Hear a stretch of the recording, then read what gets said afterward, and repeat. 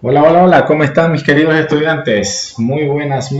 Saludos de parte de su profesor, el profesor Diego, del área y asignatura pues de estudios sociales. Sí, antes que nada pues quisiera desearles a ustedes muchas bendiciones, que estén muy bien, que se estén en casa, que no les falte nada en sus hogares y sobre todo pues que estén predispuestos a aprender un tema más del área de estudios sociales, que es un área que nos interesa mucho, muchísimo. Sí, pues sin más preámbulos, pues deseando lo mejor para ustedes, para su familia, vamos a empezar nuestro tema. Nuestro tema de hoy es la Revolución Francesa. ¿Sí? Vamos a ver todo sobre la Revolución Francesa. Después de nuestra exposición, pues van a tener su espacio para hacer sus preguntas, para sus inquietudes, sugerencias, todo lo que ustedes quieran preguntar y salir de dudas. ¿Ya? Correcto. Muy bien, vamos a continuar. Listo, tenemos los objetivos. Conocer los motivos, causas, consecuencias e ideales de la Revolución Francesa y su incidencia en el mundo. Ese es un objetivo general. Como objetivo específico tenemos conocer las etapas de la Revolución Francesa, determinar las causas y consecuencias de la Revolución Francesa e interpretar los ideales principales del liberalismo de Napoleón Bonaparte. ¿Ya? Muy bien. Excelente. Ahora vamos a ver qué fue la Revolución Francesa.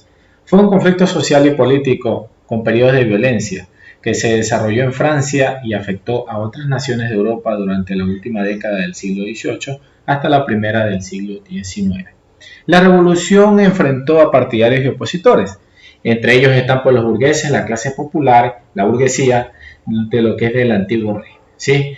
Entonces, esto fue un conflicto prácticamente que desarrolló mucha violencia en Francia prácticamente, pero todo fue por algo. Ya vamos a ver por qué. ¿Qué pasa? Porque en ningún país el pueblo nunca se levanta contra un gobierno o contra los líderes si no es por algo, por un motivo. Vamos a ver qué motivó, qué es lo que pasó, más adelante veremos. ¿Ya?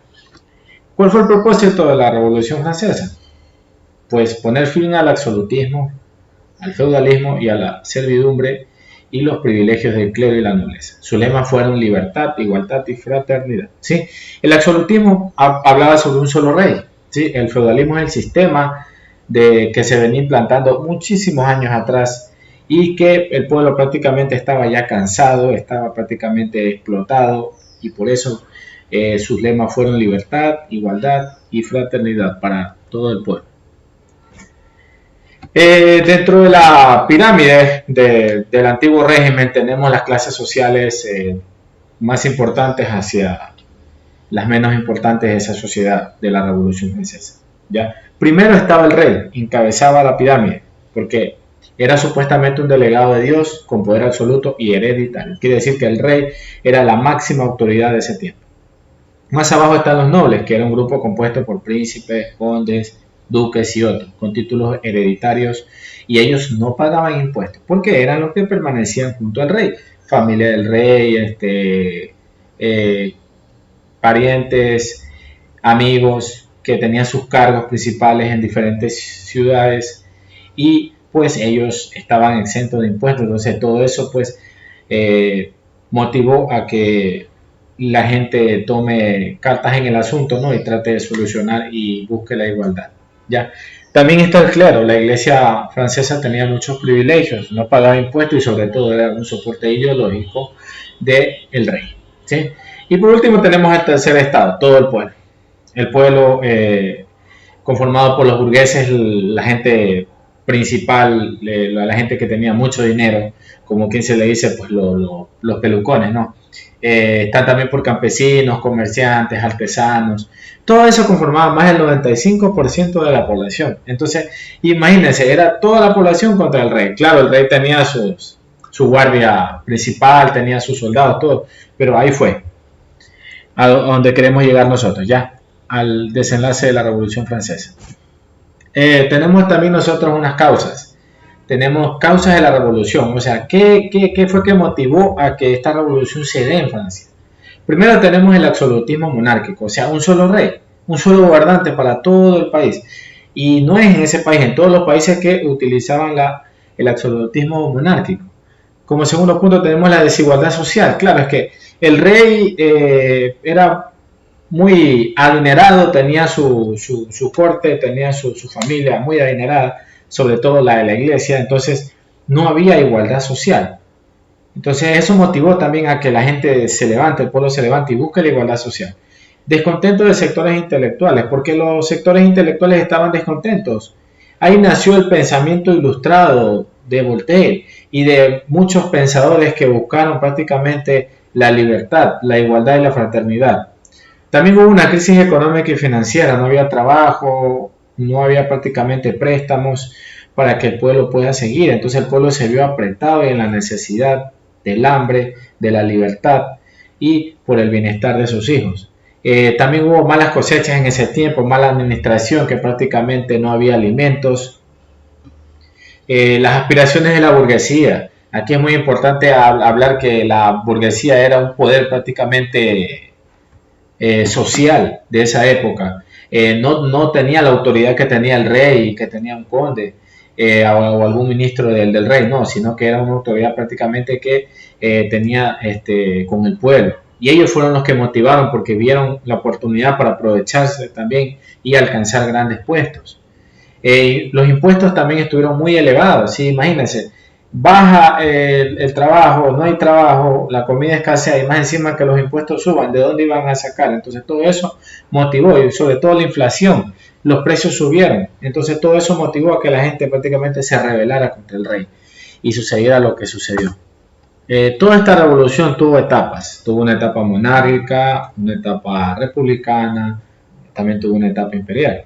La etapa monárquica habla de los estados generales, que empezó en 1789, de ahí se vino una asamblea general en 1789, una asamblea constituyente en 1789 hasta 1791 y una asamblea legislativa de 1791 a 1792. ¿Sí? De ahí vamos a pasar a otra etapa, la etapa republicana, al cambio. La convención de 1792, el directorio de 1795 y el consulado de 1799. O sea, el gobierno va cambiando de ser un absolutismo monárquico, pasa a ser a un país republicano.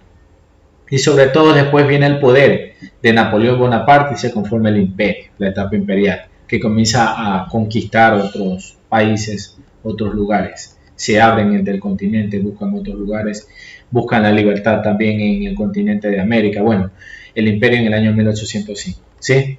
Y con eso termina prácticamente lo que es la etapa imperial y vuelve otra vez a la etapa republicana. Bien, etapa monárquica. Sí, ¿qué pasa con la etapa monárquica? Tenemos los estados generales, vuelvo, repito, está con el rey Luis XVI, una asamblea que se reunía en momentos de crisis y en la que los representantes de los tres estados de la sociedad francesa transmitían sus necesidades o escuchaban las de la corona, ¿sí? Donde se discutía prácticamente contra el rey las necesidades del pueblo.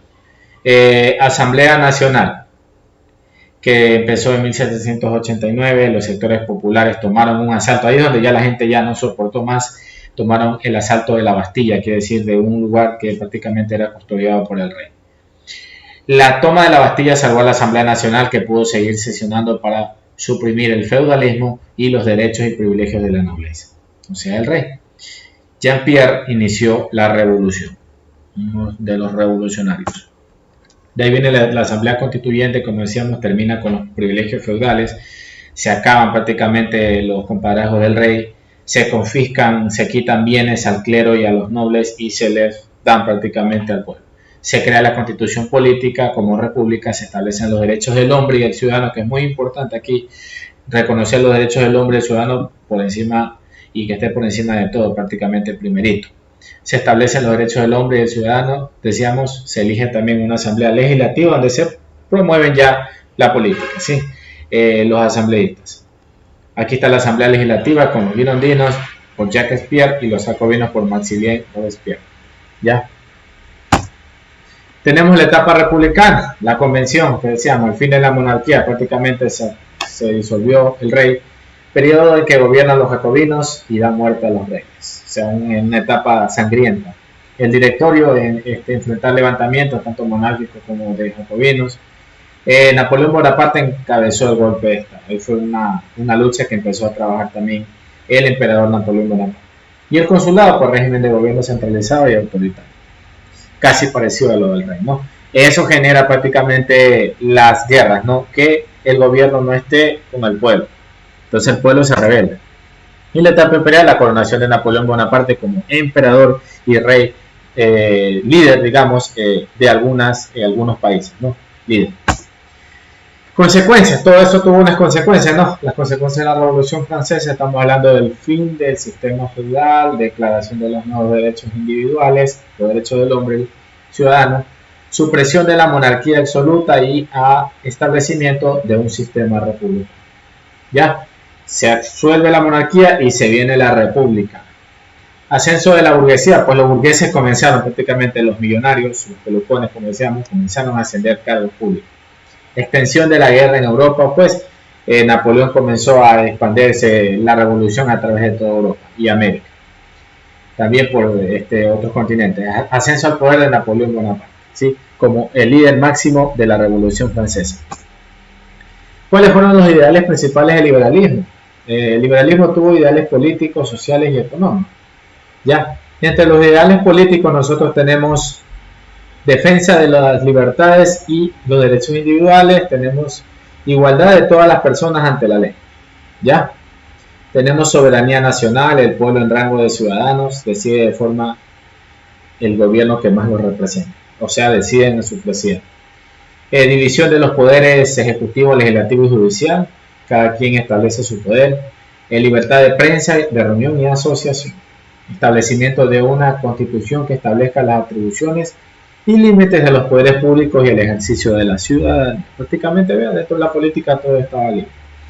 Sociales, reconocimiento del mérito, y que la gente prácticamente trabaje por su inteligencia, gane su puesto por su inteligencia. El dinero define el lugar que se ocupa en la sociedad, claro, pues ahí ya iban los estratos sociales. Se promueve la movilidad social, prácticamente tenemos los ideales económicos, que es el reconocimiento de la propiedad privada. La economía se rige por las leyes de oferta y demanda expresadas libremente en el mercado. El Estado se margina del proceso económico. Pero prácticamente ahí empieza un poquito el capitalismo, ¿no? A trabajar aquí.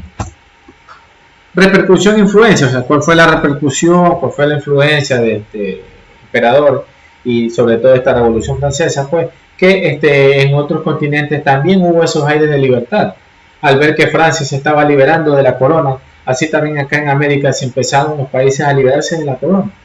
Y empezamos con un ideal muy importante, que tenemos un líder aquí revolucionario, su nombre fue Simón Bolívar, un soldado que prácticamente estuvo en Francia, conoció a Napoleón, supo de los ideales de la libertad y se propuso liberar a América, pues llegando acá y con la ayuda de los sudamericanos lograron prácticamente vencer a la corona española. Entonces, por su carácter revolucionario, cambió de régimen colonial autoritario por un régimen democrático. Tuvo impacto e influencia en la génesis de la Revolución Francesa y también en la independencia de las colonias españolas en América Latina. Por eso la gente comenzó, ¿no?, a ver que en otros continentes se independizaron. La noticia llegó a América y también América tuvo sus ideales de libertad, de fraternidad y de igualdad social. Listo.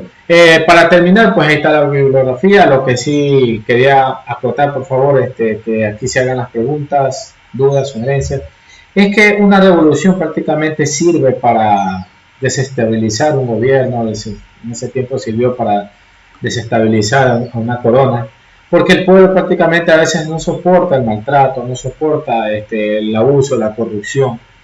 Pero una revolución tiene que llevarse en un camino intelectual, porque si llevamos una revolución a un camino de guerra, a un camino de muerte, estamos prácticamente manchando los ideales de la revolución.